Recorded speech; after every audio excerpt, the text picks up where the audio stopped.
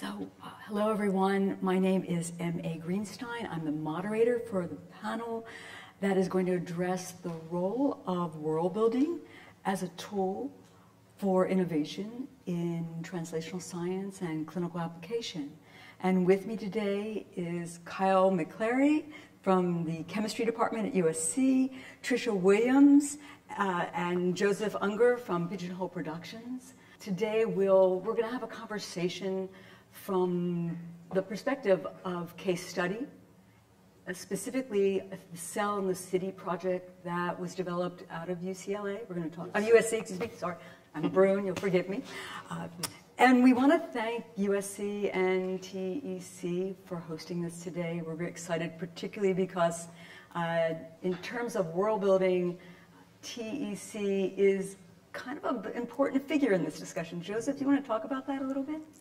Yeah, well, that's because we were talking earlier about like the role of Wizard of Oz and the first colored film, and just how that was one of the first foundational examples of a transmedia story world and led to world building. It was a story that was developed for radio, for stage, for film, but kind of all at once. And it was this story world that really took shape and allowed it to thrive and drive forward technology by demanding that those things be vivid and real. Yeah, so this is a beautiful coming home, so to speak, to be here today. And what we want to start with is how we see the problems in the scientific and clinical community, and ask the question, how is it that world building is the tool to be answering these problems? And the problems that we've been thinking about and looking at in light of the dialogue that's going on now in the press is specifically the problem of the opioid crisis. This issue that medicine is broken with regards to the handling of data and communication across silos. And we also see this real problem that we have in both the science, particularly the medical community, of adapting to being disrupted by technology. I think the science community coming in universities is really much more adept at handling adapting to technology. But we recognize that there really is a crisis of understanding how to innovate when you have a hierarchical system that's not networked, you have a system where people don't talk to each other, and you have a system that's now being disrupted by just record keeping. So that's the medical community. In terms of translation in science, we see that one of the biggest challenges is if you're going to innovate, how do you keep scientific rigor? Yeah? And how do we get cross-sector teams of scientists to speak across universities that tend to be equally as siloed in terms of how money's distributed? Yeah? So the case study, as I said, is going to be Cell in the City.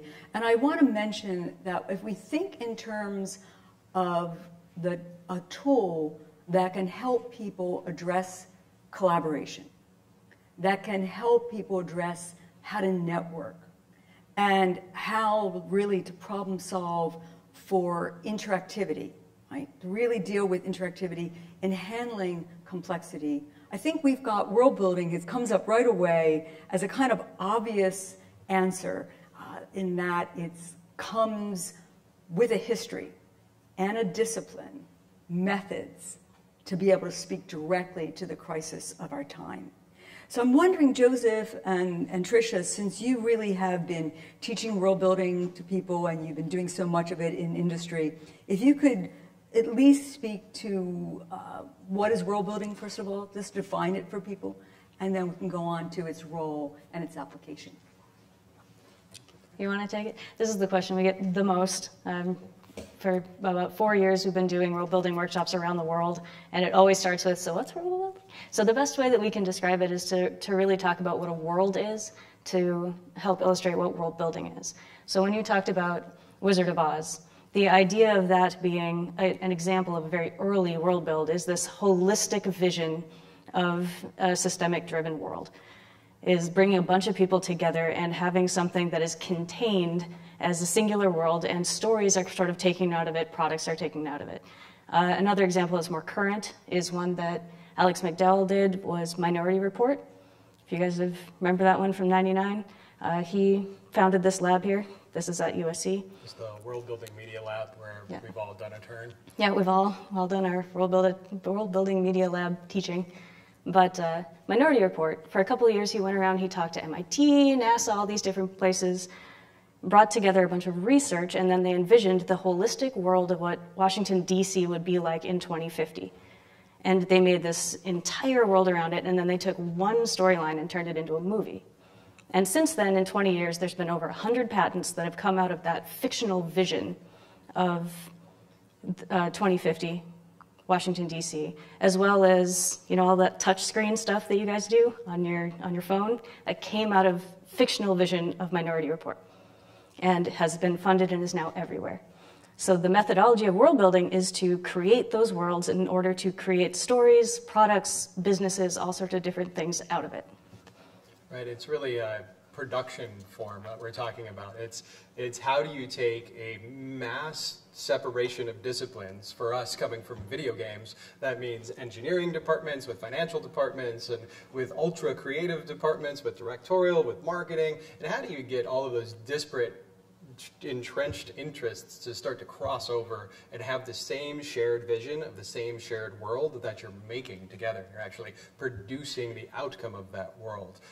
For us, and specifically with the work that we're doing with Lab and in the lab and with Kyle, is how do we then take these fictional worlds and this process of fiction and then drive it for real world impact? How do we take this collaboration and way of making things, rethink the assembly line, and assemble a collaborative vision together to impact reality?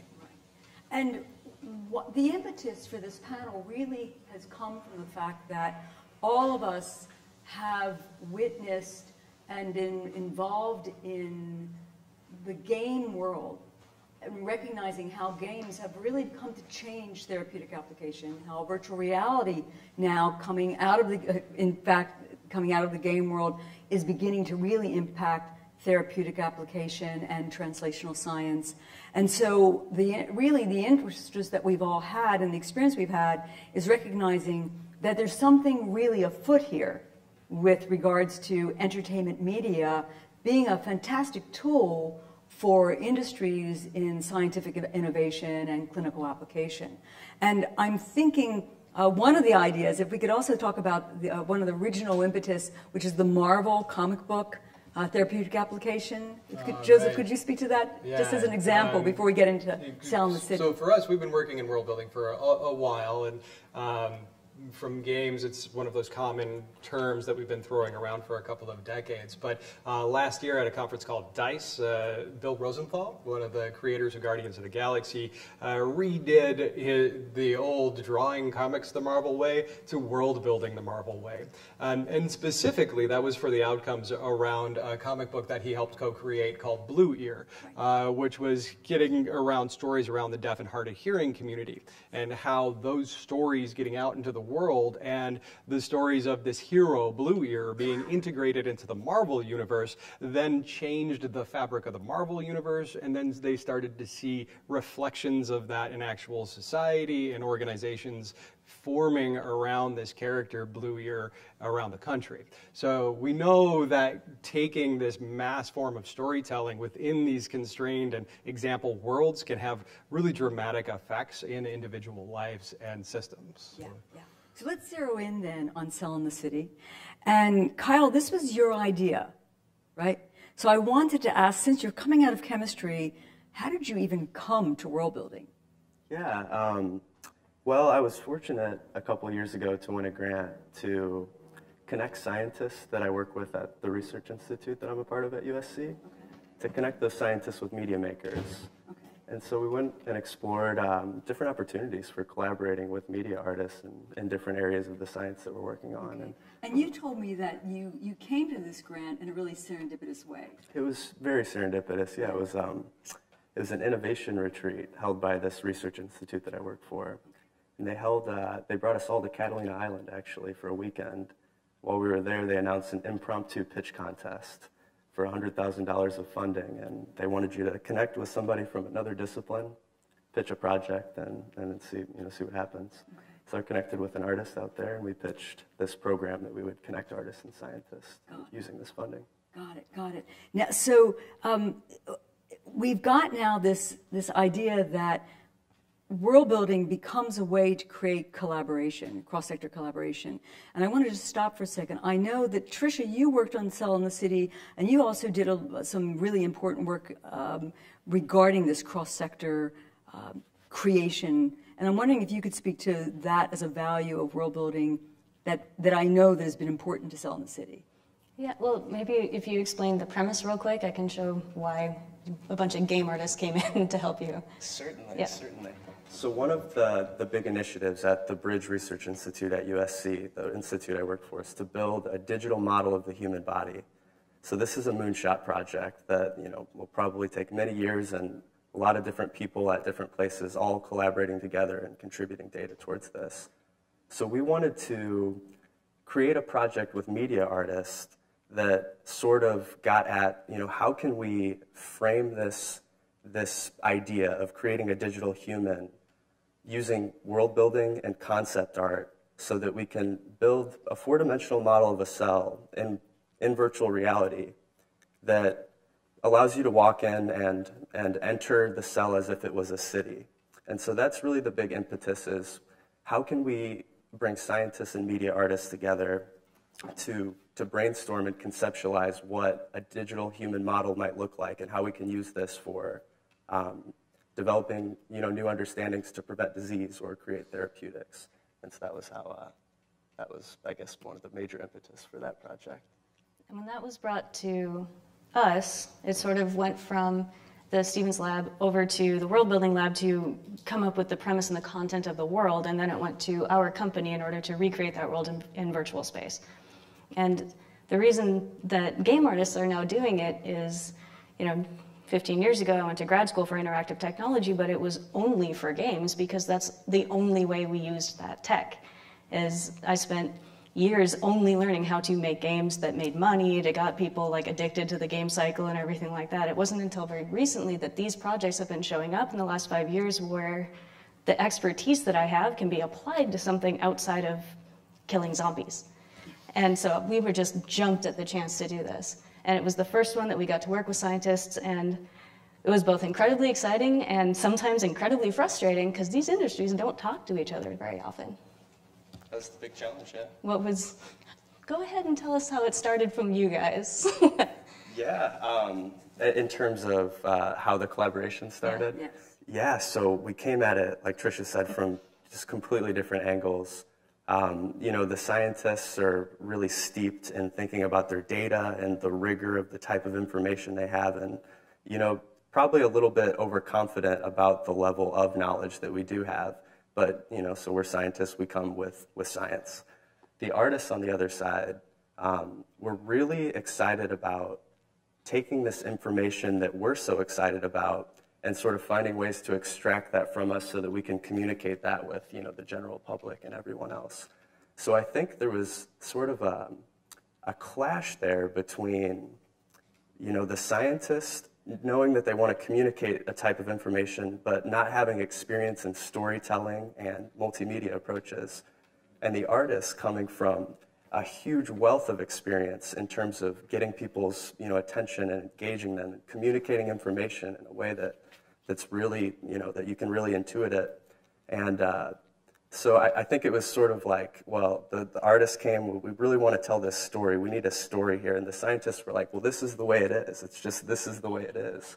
And so there's a real, a real tension there in trying to find ways that we could work together to take the real information, the knowledge about communication, and present that in a way that's hopefully engaging to a wider audience. So would you describe what people are seeing in this slide, please? Certainly. So this is sort of like a wiring diagram of a cell. Inside a cell, there are trillions of atoms, and there are a bunch of little machines in there that are bouncing around and cutting things apart and attaching things together, and these processes form life ultimately. So what we did was we took one of these process maps that scientists work on. One thing they study is they try to find out how the Rube Goldberg machine works. This thing knocks into this thing, and then it causes this thing to do this. If you look at I guess, our comprehensive knowledge to date about a cell in terms of one of these wiring diagrams, it's a big mess. It looks like a giant hairball. This is probably like a trillionth of 1% of a process that goes on inside of a cell. And so what we tried to do was we took that, and you can see there's arrows connecting pieces together, and each of the arrows are different processes. And what we wanted to do was translate those processes using metaphor, particularly city metaphor. So the project is the cell in the city. We want to use city language, which most of us are familiar with, to communicate this esoteric logic of the cell. So this is kind of like how a cell is wired, one specific process of one specific cell producing insulin, actually. So the question comes up here, if there were moments where the scientists couldn't jump, right? They couldn't jump, and the artists were struggling to speak to the scientists. What did world building bring that allowed people to come up with a metaphor of the city? What was specifically about world building as a tool, as a method? You know, we spent a lot of time in lexicon, actually. Early on in world building is this idea of creating a shared world starts with shared language. We see this again and again in all game creations and movie creations, right? Nobody knows what a lightsaber is until you define a lightsaber and then show it on screen and show it being used.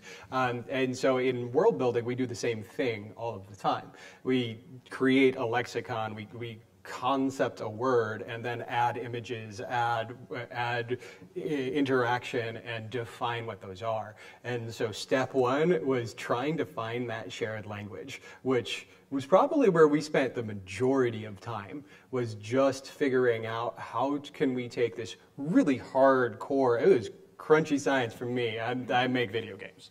And so for me, it was a lot of deep biochem that was going on that we had to really kind of go back and kind of, we're interacting with PhDs on biochem and who aren't holding back, and we're working on creative that aren't holding back our creativity to create that shared moment and that shared language. And so when we can even find one shared word, then we can start to grow that world. Right. So city was that world, right? So, but also cities bring with it the idea of systems. And I know, Trisha, I think this is really something that you could really speak to, is this question of world building's use of lenses to understand systems, yeah? Yeah. When you're making a game world, it's all systemic. You think about the mechanics, you think about how people move, what happens when one thing interacts with another, and oftentimes, even before you skin it in a, this is fantasy, this is sci-fi, this is realism, whatever it is, you're always thinking about how everything functions first. So for me, even though this was kind of terrifying when they brought this in, because you said like 1 trillionth, and I didn't do very well in science, I thought, oh my gosh, how can I learn this? But they were really good at boiling down the functionality of things, that this system interrupts this system and then creates this system. I'm like, okay, it's like game code. And we can go in there and we can design through that. And then we started using sort of a metaphor of the systems interacting like waste removal systems and distribution centers and whatnot. And that really started getting everybody understanding at least the process, even if the artist didn't know all the words. So, this question of science collaboration is a long one, is a very long one in terms of, academic discussions.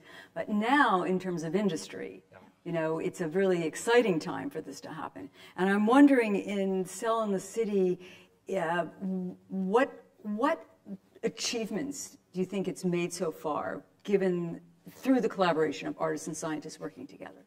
I think there's a lot of things that are achieved, and I think one of the biggest ones actually is what Joe mentioned about this shared language. We spent a whole lot of time in this project just sitting together in the same room, sharing ideas and trying to understand the words that each others were using. And by developing a shared language, it put us in a better position to move forward in different directions. And I think one of the biggest things that myself and my colleagues, my scientific colleagues, learned in this process is how to talk to media makers and, to understand what it is that you do, what your superpowers are. And so that, once we have an entry-level understanding of that, gives us the ability to start brainstorming how, these amazing tools that you've developed can be used towards, advancing science. So this slide shows it moving from translation to modeling. That's right. So if you're saying that world building brings the superpower of modeling, you want to talk about what people are seeing here? Sure, yeah. So this is a little bit of a part of our process here. You can see on the left, this is actually a structure of a protein that's in our cell that was determined using real scientific data. And so this is, the type of thing whenever scientists try to understand what do all these pieces in our cells look like, this is one of the type of representations that we use to understand that. And so this particular protein is an antenna that's on the surface of our cell that receives molecules that our cells are bathed in, accepts that signal on the surface, and then communicates that down to the inside. And so one of the ways that works is there's these what we call helices on the left side. There's 7 of them, and they're kind of colored in, maybe yellowish to red, and there's some blue ones in the back. Basically, these are the signal transducers. A drug might bind to this antenna, these little sticks move around, and they communicate that signal inside the cell. So I've already might have lost you in just that brief description of what this thing does, because it's, in a lot of ways, it's not so engaging. But what we did with that was try to come up with a new form language that you can see here, some of our sketches from the brainstorm. And, what are these sticks really doing? How can we visualize that in a way that somebody can see that process and be like, oh, I get it. I understand what's happening here. And so, from these types of brainstorms, we ended up developing models that look similar to the ones on the right here. And these are basically a representation of a machine inside our cell that gives us more capability to communicate the function that's happening through different movements and different textures and things like that. So later on, I think we'll get to show you a little clip of, from inside the Cell and City experience, and you'll get a better sense of how this type of form helps communicate a message about what's going on. Can I just speak? Please, go ahead. Just a little bit.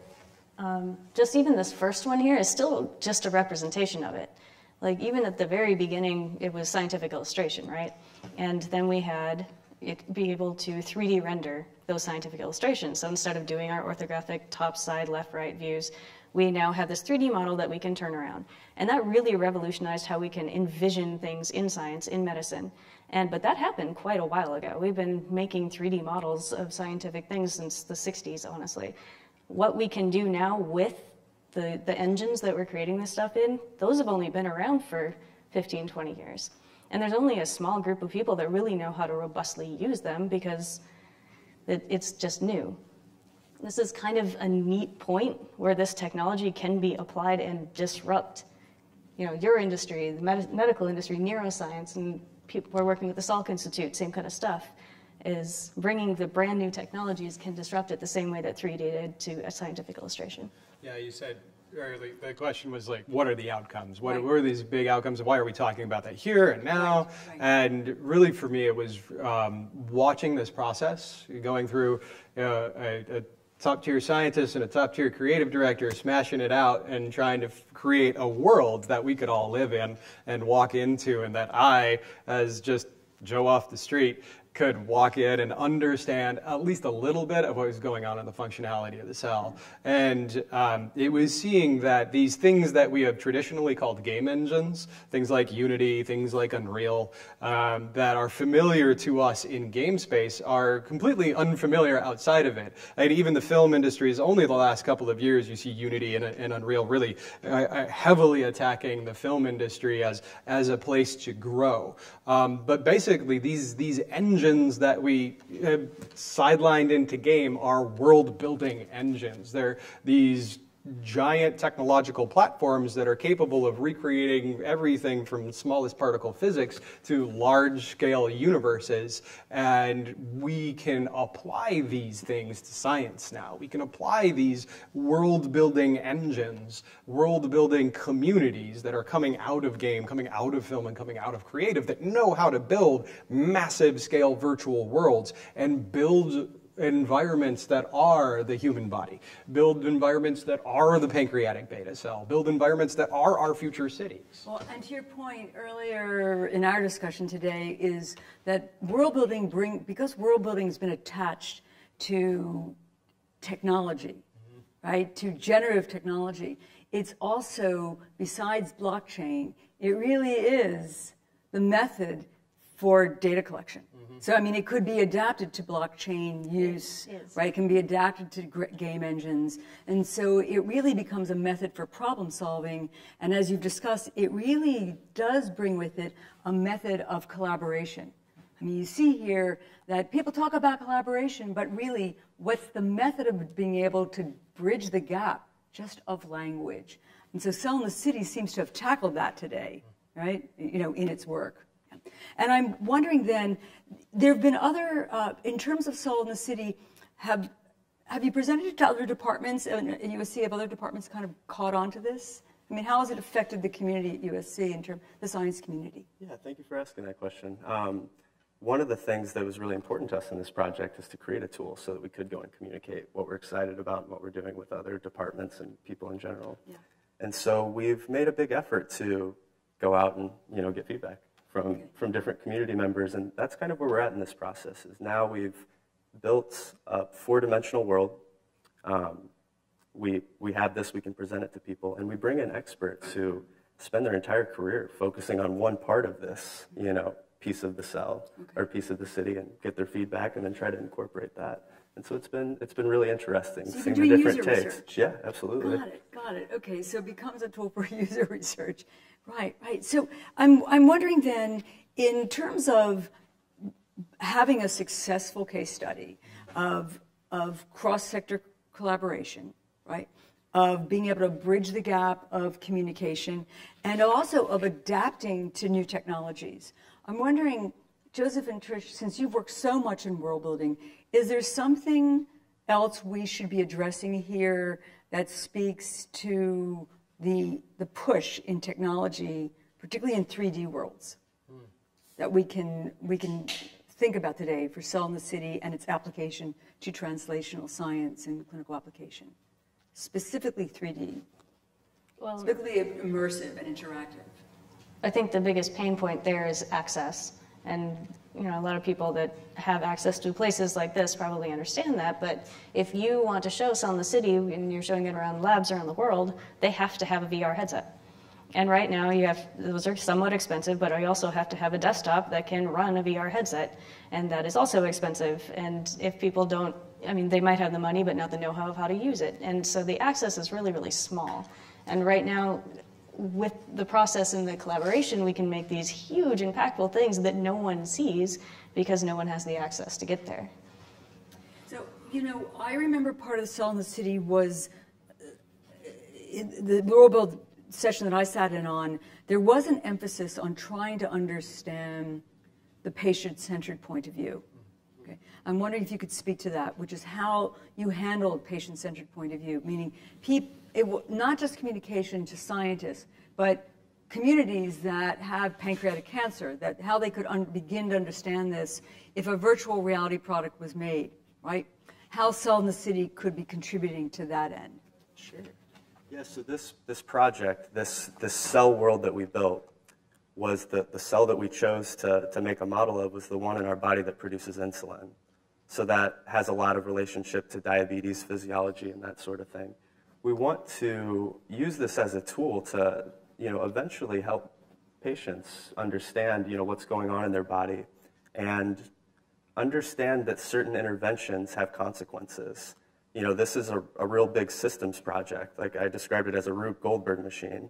If, you know, we can create this world to show that when you eat unhealthy, or, you know, you have, you know, maybe a predisposition in one way that's unfortunate, that, you know, it affects you in this way, but doing these things can help bring out positive outcomes. Right. And we know, at least the challenge in public health has been that didactic brochures don't change behavior, right? Yeah. So that's right. So this question then comes in is, how can world building come in with game experiences, you know, in interactive media, to begin to change public health, right? Right. Particularly by taking translational science, right, as a metaphoric experience. I'm wondering, given all of the world builds you've done, if you can think of other examples besides Cell in the City where that's been the case. Right. The one off the top of my head is back in San Diego, where I'm from.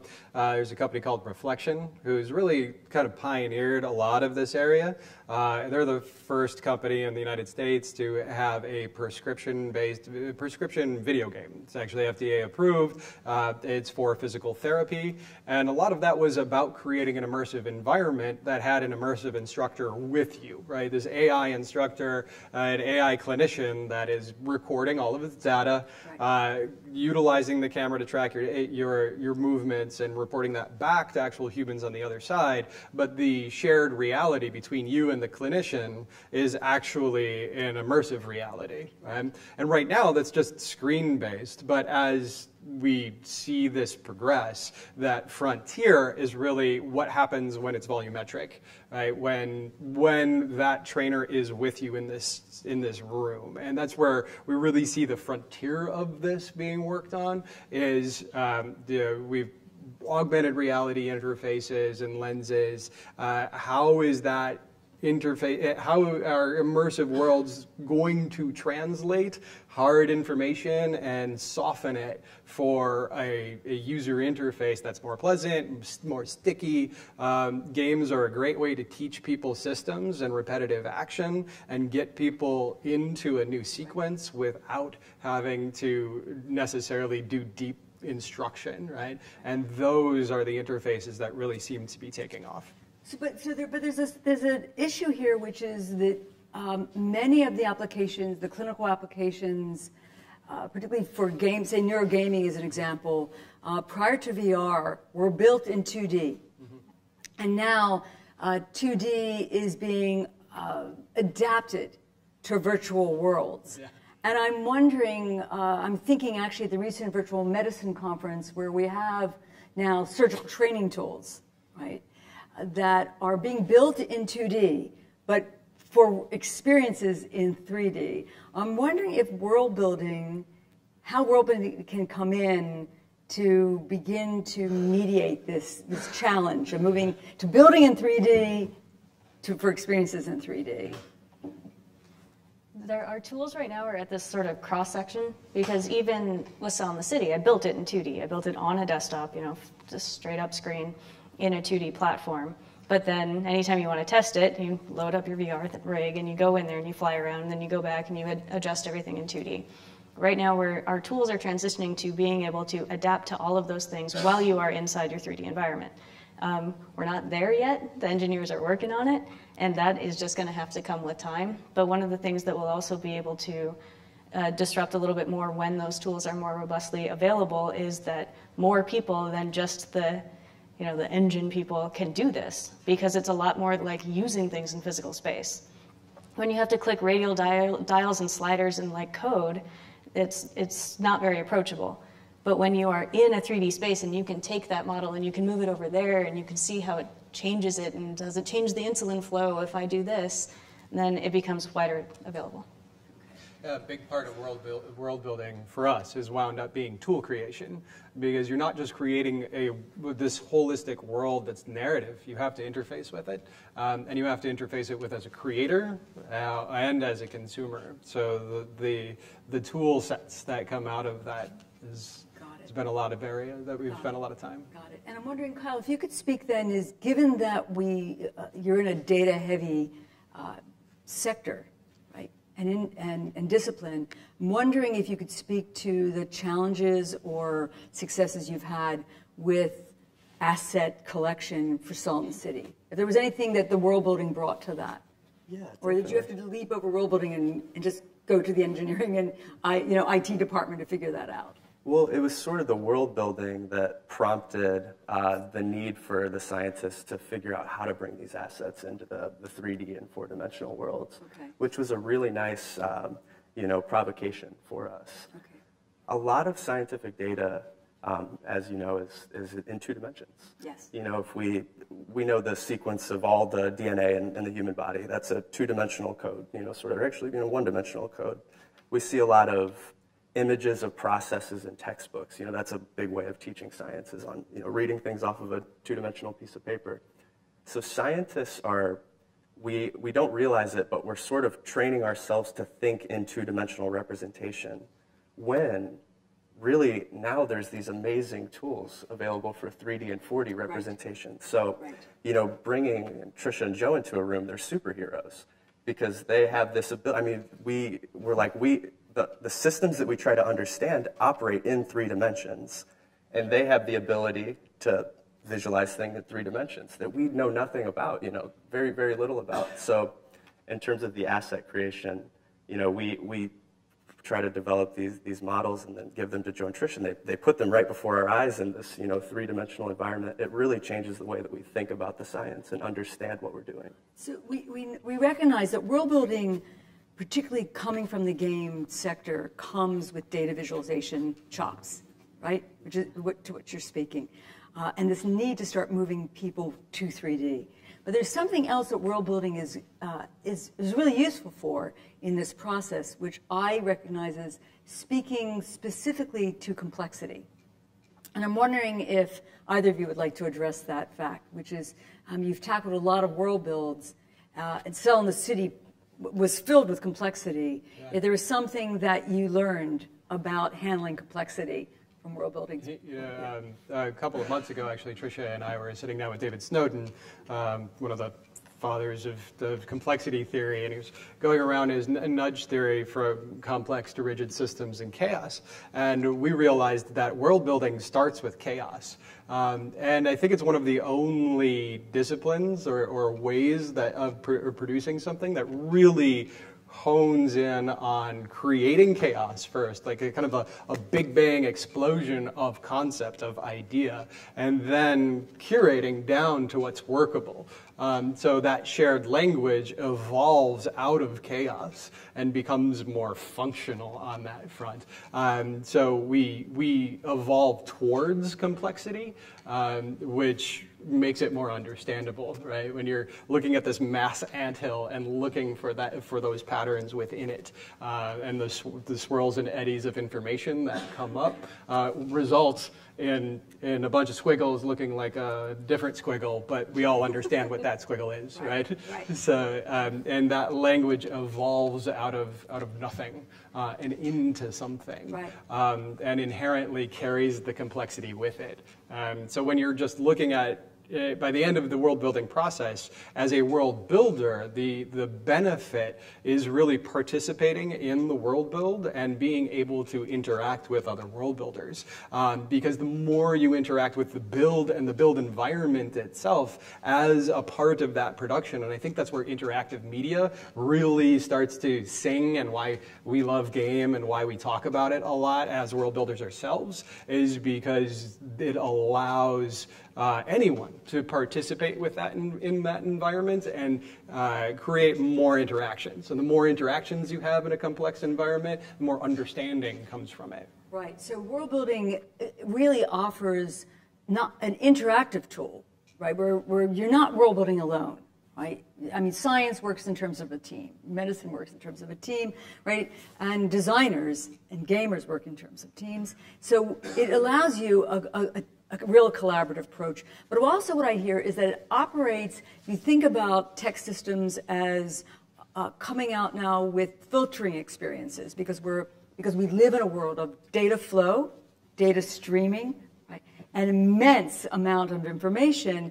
World building is a method, because it handles complexity well, of filtering through complexity, going from chaos, right? Right, you're literally building a world. And so many times people come to us and like, what's world building? And we're like, well, it's building worlds. And everything that entails. So if you think about the world we're living on and the complexity of the systems that we live with every day, invisible and visible, when you're building a virtual world and come from virtual world construction like us, whether that be in a social virtual reality or a textual virtual reality or a digital virtual reality, that's still building that holistic environment is really part of it. Can I give an example? Please. So we just finished a project out at the Kauffman Foundation in Kansas City, doing a world build with the community. This is actually what our company focuses on. As much as we love doing the science one, we're working with communities here forward because we work with, we had 15 people from the community, totally diverse age, range, economic status. We came together and we had them envision the future of Kansas City 20 years in the future. And it started like this first slide here where everyone was sitting around the table and writing stuff down. We had, whiteboards covered everywhere, and it was in everybody's heads. And by the end, we thought we had the best we could of like a shared vision. And then when we went back and we represented their vision of a street corner of Kansas City 20 years in the future and showed it to them, that's where, that complexity comes up, because all of them thought that they had justice system and inclusion figured out. But then they went, oh, but what about streetlights? Oh, but what about, pavement? Oh, but what about this? Because once they were in the world, all of those details that they weren't picturing in their heads came out. So being able to represent that and then go back to the table is kind of the cyclical nature of world building. And I think when, unlike community building, when you're dealing with scientists and medical people, there's a different constraint, right? And the constraint is the science rigor, and the constraint in the community building is what? What is the constraint that you came up against? Well,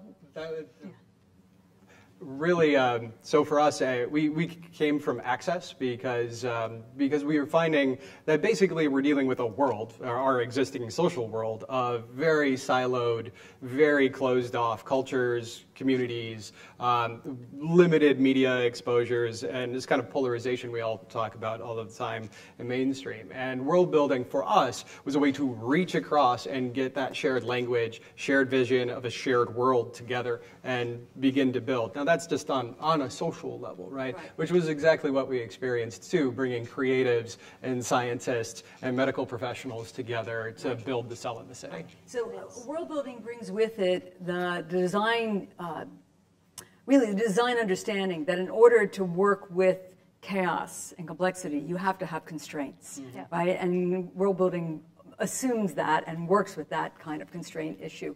So I'm wondering, the time that we have left then, we've really addressed the questions of cross-sector collaboration and really the need to innovate tools, right, in science, right, for translation and for innovation for care, world building being a way to address the complexity of information that's coming in, and the question of how do you manage assets, right, particularly in science, the kind of constraints that come when you're working with the scientific community.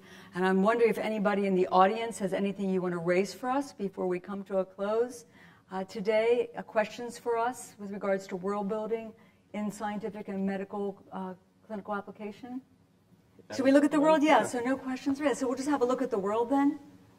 So here's some more of our characters that we built using the design pipeline. And then here is a little camera view from inside the world. So it's a little jumpy. And this, is a prototype for our experience. We're still very much, working hard on this project. And you can see some of the figures from the earlier model in there. And what you'll notice if you, when you're exploring around, you'll see that there are certain pieces that interact with other pieces. And, these butterfly-looking guys get activated by this thing that looks like some vines hanging from the surface of the cell. And you can start to see you can start to follow the patterns in how these processes work. And one of our next goals is to bring more interactivity to it so that a user can get in there and click on something and see, what is this thing? How can I find more scientific information about it? Can I read about its function from a metaphorical lens, that kind of thing? Got it. Because we really, a lot of times when we're talking about worlds, all of us out here in the consumer economy and attention economy, we focus on the points of interaction with those worlds. If If you want to touch Wakanda, you've got to go out and watch Black Panther or read a comic book. But all of that Marvel, DC, Star Wars, whatever world we're building, the media that we interact with is just the surface that touches the system. But those worlds and those universes are huge and complex and filled with a gold mine of concepts that can be applied to the world we live in. So in closing then, it seems that coming back to this question of TEC being the company that helped create The Wizard of Oz and create the first world build, that in fact there seems to be a relationship and a marriage between world building and advancing technology, right? Particularly cinematic technology, interactive technologies, and media. And that in the future, particularly in addressing cross-sector relations between industry and science, between tech and the arts, between artists and scientists, that we begin to recognize that world building is the partner. It really is the partner to advancing and emergent technologies of today. So I want to thank everyone for being here. Joseph, Trisha, Kyle, so much gratitude for this fantastic conversation. Thank you all. My name is M.A. Greenstein from MomX Studio. We're out.